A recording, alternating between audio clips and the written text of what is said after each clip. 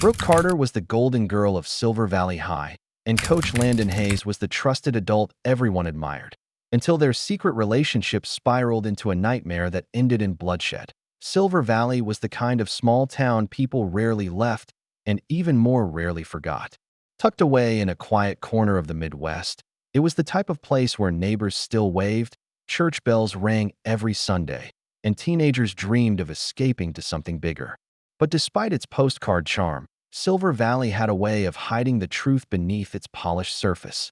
At the heart of its perfect image stood Silver Valley High School, a modern brick building surrounded by manicured lawns and a tall iron fence. Inside, everything looked just as ideal. Well-lit hallways lined with honor roll plaques, championship, banners hanging in the gym, and the cheerleading squad, the school's shining star. Brooke Carter was the captain of that squad, and to everyone who knew her, she was the picture of perfection. 17 years old, with long blonde hair, bright blue eyes, and a 1,000-watt smile, she was the kind of girl parents wanted their daughters to be like and boys wanted to date. She had been cheering since she was 10 and took the role seriously. On and off the field, Brooke was a leader. Teachers admired her dedication, classmates looked up to her, and the principal often praised her as a model student. But there were things about Brooke no one saw: quiet moments of doubt, late nights spent staring at her ceiling, and a growing weight she didn't know how to carry. Everything started to shift when Coach Landon Hayes arrived. He was hired at the start of the school year as the new athletic director and cheer coach. Young, good-looking, and full of confidence, Hayes immediately gained the attention of students and staff alike. He was 32 but seemed younger, always dressed sharply, always full of energy. He pushed the team hard, but he also encouraged them. He stayed late to help girls with routines, offered rides home, and made himself available at all hours. To most, he was simply dedicated. To a few, his behavior seemed unusually familiar. But no one said anything.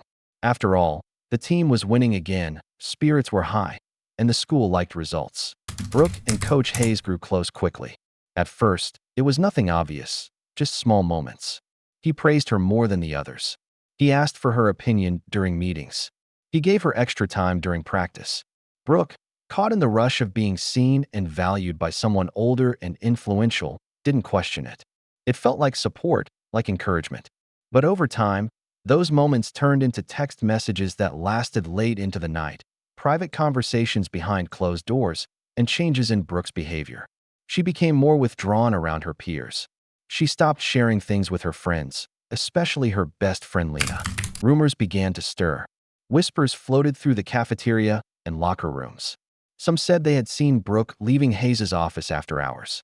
Others swore they saw her in his car. But in a town like Silver Valley, gossip was as common as cornfields, and just as easy to ignore. Still, there were signs that couldn't be brushed off. Brooke's grades, once near perfect, began to slip. Her teachers noticed she was distracted in class, her smile not as bright, her cheer not as loud. She was caught crying behind the gym after a game. Her mother, always sharp-eyed and suspicious, began asking questions Brooke didn't want to answer. When pushed, Brooke claimed she was just stressed about college applications. But something deeper was weighing her down. The pressure of keeping secrets, the fear of being exposed, the guilt that gnawed at her every day. It was becoming too much. And as the relationship with Coach Hayes turned darker, her ability to keep up appearances started to crumble. What no one knew was that the power dynamic had shifted. Hayes, once charming and supportive, had become possessive and controlling. He warned Brooke to keep quiet, told her no one would believe her if she spoke out. He said their future depended on secrecy, that if anyone found out, they'd both lose everything. Brooke felt trapped, caught between her fear of him and her fear of being exposed. She wanted to end it, but every time she tried, Hayes reeled her back in, sometimes with promises, sometimes with threats. All the while, someone else was watching. Someone who had seen too much, heard too much, and started putting the pieces together. And in a town like Silver Valley, where secrets don't stay buried forever, it was only a matter of time before everything came crashing down. The whispers that had once drifted harmlessly through the halls of Silver Valley High were beginning to sharpen. What started as casual gossip was becoming something more serious. Questions, suspicions, and fragments of truth that refused to stay hidden. Brooke Carter was still showing up to practice, still wearing her uniform, still smiling when she had to. But it was clear to anyone paying attention that something was wrong. Her once flawless routines had become uneven, her timing just a little off, her energy strained. She laughed less. She avoided eye contact. And most of all, she had started spending more time alone. The first real crack in the facade came from an unexpected place. One Thursday afternoon, the school janitor was cleaning the girls' locker room after cheer practice when he noticed a crumpled piece of paper beneath one of the benches. He almost threw it away, but something about the way it was folded, creased, smudged, hurried, made him stop. He opened it and read a few lines. His eyes widened. It wasn't just a note. It was a confession, or at least a warning. The writing was rushed, emotional, and incomplete. It mentioned fear, pressure, and someone who wouldn't let go. The paper wasn't signed, but it didn't take long for people to speculate. The handwriting resembled Brooke's. The note quietly made its way to the school office. Administrators were alarmed, but they tread carefully. Brooke was the school's pride and joy. Coach Hayes was respected, even admired. No one wanted to jump to conclusions. The principal called Brooke in under the pretense of discussing college applications. She smiled politely and said all the right things, but her hands trembled in her lap. She denied writing the note. She said she was just tired. The meeting ended without incident. But the note wasn't forgotten. At home, Brooke's life was unraveling.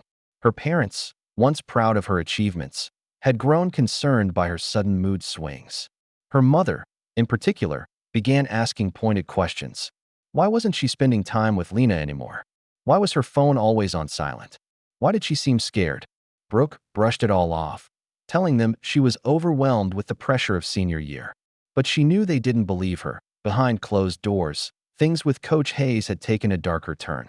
When Brooke tried to pull away, he responded with silence, then with threats. He reminded her of the messages, the late-night calls, the times they had been alone together. He told her that if she talked, he could lose everything, and so would she. He said no one would believe her, that people would think she seduced him, that she would be blamed. Brooke began to believe him. Her world was closing in, but she wasn't completely alone. Lena, her best friend since middle school, had noticed everything.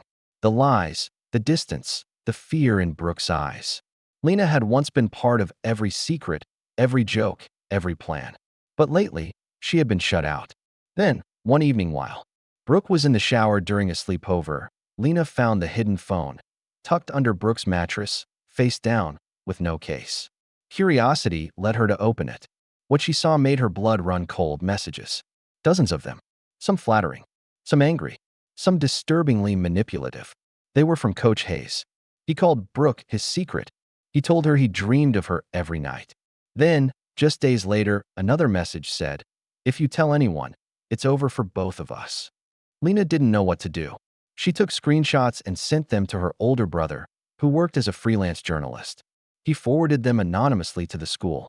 But then something strange happened. The next morning, the phone was gone. Brooke claimed she had lost it, but Lena didn't believe her. And when school administrators looked into the screenshots, they were dismissed as doctored images. No phone, no proof.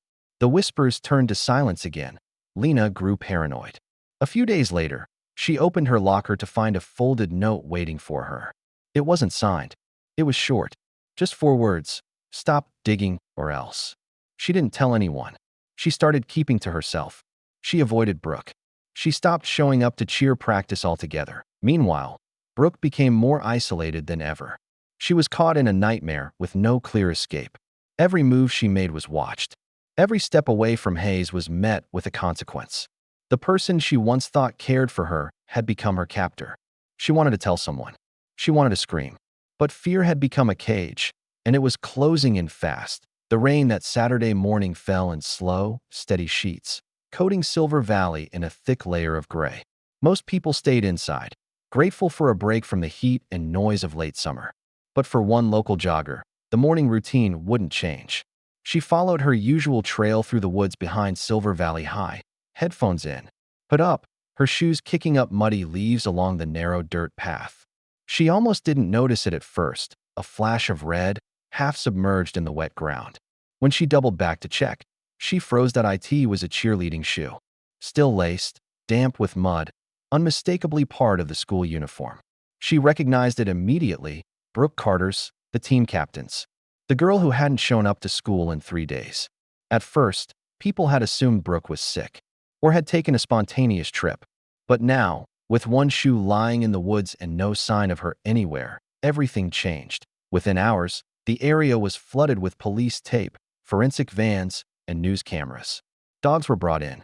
Officers scoured the woods in a tight grid. And just before sunset, a detective stumbled across a patch of disturbed earth, shallow and loose. Beneath it, only a few inches down, was Brooke Carter's lifeless body. She was bruised, her face bloodied, her hair matted with dirt. Strangled, beaten, left alone in the dark, the news spread through Silver Valley like a wildfire. Parents held their children closer. Teachers canceled classes. Students lit candles and left flowers at the edge of the school property. For a town that had never seen violence beyond the occasional fistfight, the discovery was shattering. Detectives immediately focused their attention on the most obvious suspect, Coach Landon Hayes. His connection to Brooke was no longer a secret. Students came forward with stories.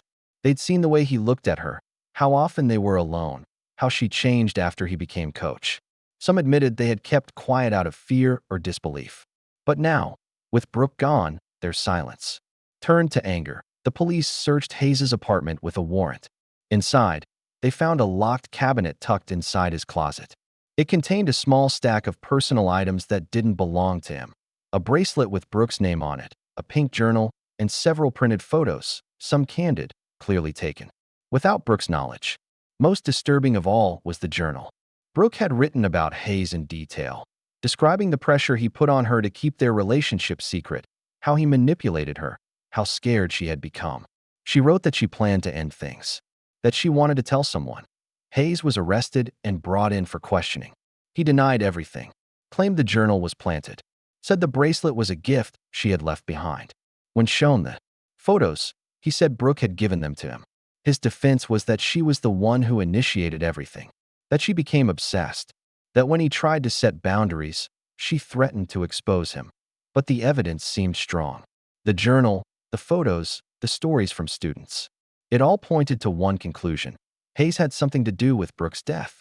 Yet when the autopsy results came in, a shocking detail emerged that changed the course of the investigation. Brooke hadn't died on the night Hayes claimed to have last seen her. She had been alive for at least 2 more days after that encounter. During those exact 2 days, Hayes had been out of town attending a district coaching conference, an alibi that was confirmed by hotel records, camera footage, and multiple witnesses. The timeline no longer added up. Detectives were forced to reconsider their approach. If Hayes didn't kill Brooke, who did? And why? Had he coerced someone into doing it for him? Or had Brooke's secret created another kind of danger? The town, already on edge, now wrestled with the possibility that the killer was still among them, that the person responsible might not be the obvious villain, but someone hiding in plain sight, someone no one had suspected. As investigators reopened every angle, combed through every interview, and searched for new leads, a darker truth began to surface. Brooke's story wasn't just about a girl manipulated by someone in power. It was about betrayal, obsession, and the devastating cost of secrets left to rot in silence. What happened in the woods that rainy Saturday morning had roots far deeper than anyone had imagined, and the answers were only just beginning to unfold. With Coach Hayes ruled out as Brooke Carter's killer, the town of Silver Valley was left with more questions than answers. The entire community had been convinced that he was responsible. The affair, the threats, the disturbing contents of Brooke's journal, it all painted a picture of a predator hiding behind a whistle and a clipboard. But the airtight alibi turned that picture upside down. And now, suspicion had to shift somewhere else. The detectives, shaken by the misdirection, revisited the evidence with fresh eyes. One of the most overlooked pieces came from a security camera perched above the rear entrance of the school. On the night Brooke disappeared, it had captured hours of footage, mostly uneventful. But around 9:47 p.m., a figure appeared on the edge of the frame. The quality was poor, blurred by the rain and distance, but what stood out was the sweatshirt. It was navy blue with a silver SV across the chest, part of the official cheerleading squad warm-up gear. Only team members had access to those. Investigators started quietly questioning the other cheerleaders. Some were too scared to talk. Others claimed they hadn't seen Brooke that night. But one girl mentioned something odd.